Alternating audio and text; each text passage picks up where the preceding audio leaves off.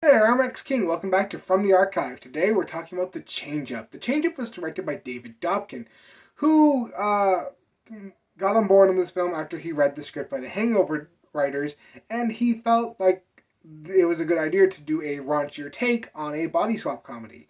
He pitched the idea to Universal, they got on board, and the film was released on August 5th, 2011. It made $75 million at the box office on a budget of $52 million, meaning it was a modest success. However, critics were pretty hard on it. They liked the idea of Ryan Reynolds and Jason Bateman playing against type, but they felt like the comedy fell flat. What do I think? Well, let's start with the story. The story of The Change-Up follows Dave, played by Bateman, who is a family man with a wife and 3 kids. He has a successful job as a lawyer and is on the verge of making partner. The film also follows his best friend, Mitch, who is the polar opposite of everything I just said. He basically has no job, lounges around his apartment all day, and has a very successful life as a bachelor. One night, after relieving themselves in a fountain, they wish for each other's lives, and their minds end up being swapped into each other's bodies. This results in them having to survive in each other's lives until they can find a way back into their original bodies. So, body swap comedies usually follow one of 2 routes. The first route is usually the 2 characters don't get along and the body switch happens, so they have to basically learn what the other person is going through and come to terms, and their relationship grows because of it. The second type is the type where both characters don't necessarily hate each other, but have problems with their own lives and basically want what the other person has. And during the switch, they learn to appreciate what they had, also what they might have been missing.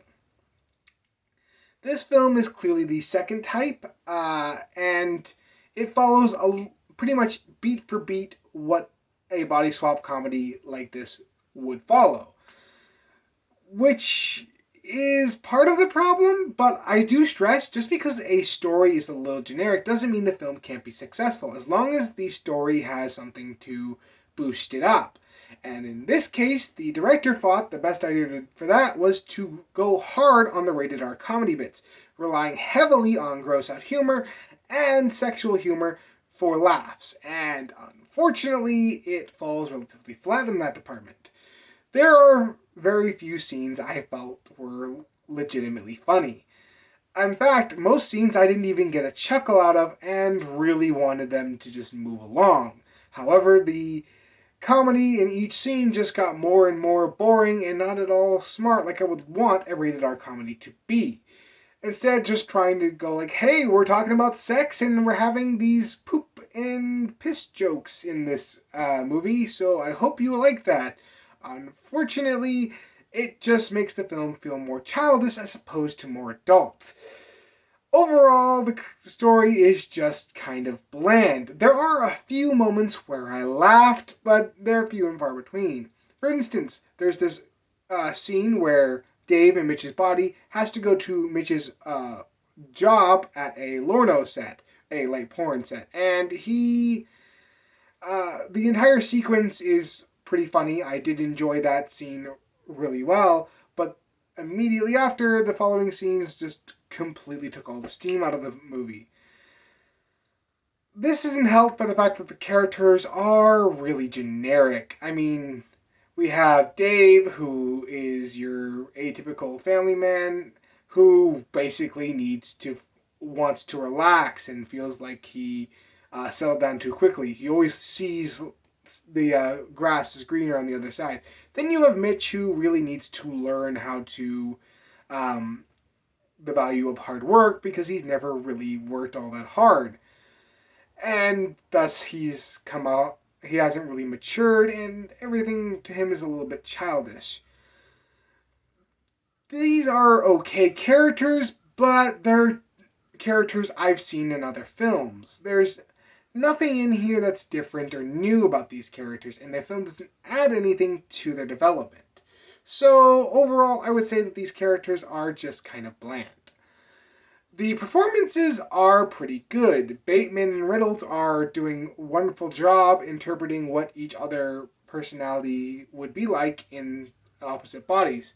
They don't come off as interpreting each other or uh, trying to impersonate the other person, but they do come off as like their personalities traits have changed to fit what the other personality of the other character would have. I do feel like it's believable, and I do enjoy that.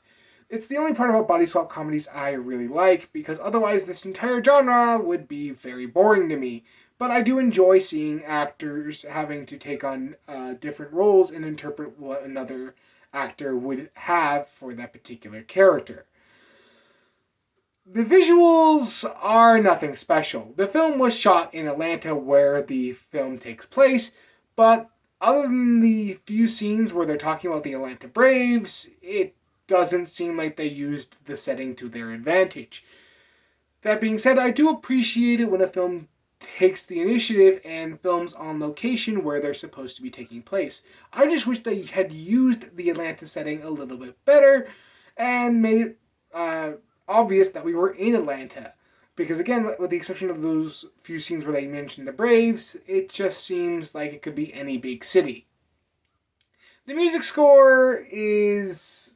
The composer on this film was John Denny, and I apologize if I mispronounced the name, and he does an okay job. It just comes off as generic at times and doesn't do what it could have done for a film like this.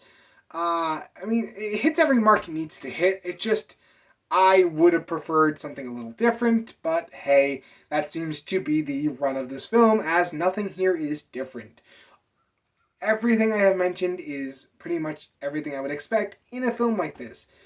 I really feel like this film might have worked if it had a smarter comedy writing, and it just didn't. It was relying heavily on sexual humor and gross out jokes, and it just doesn't work in the end. So we come to the question, is this film a buy, a stream, which you can do on DirecTV Stream or Amazon Prime, or is it an avoid altogether? Well, let's talk about the special features. The special features on this film include a gag reel, because of course it does. It includes a very short making of that gives us very little information. It goes over some of the effects they use for when dealing with the babies in this film, which kind of cool if this was just a better movie. It also comes with the unrated version. I only watched the theatrical version, but if you're interested, I would buy the Blu-ray for just the unrated version alone.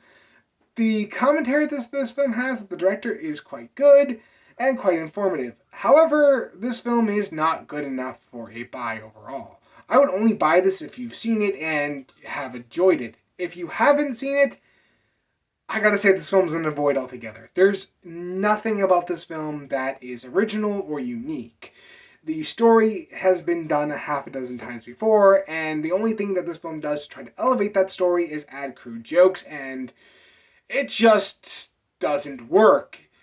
It's funny occasionally, but when it's the only joke you're using, I really felt that this film was just kind of brain dead at times, and not in any of the good ways. So that's what I thought about The Change Up. What did you think about it? Let me know in the comments below, and if you like this video, like, comment, and subscribe. And next week, we're going to be taking a look at one of the classics, Ben-Hur.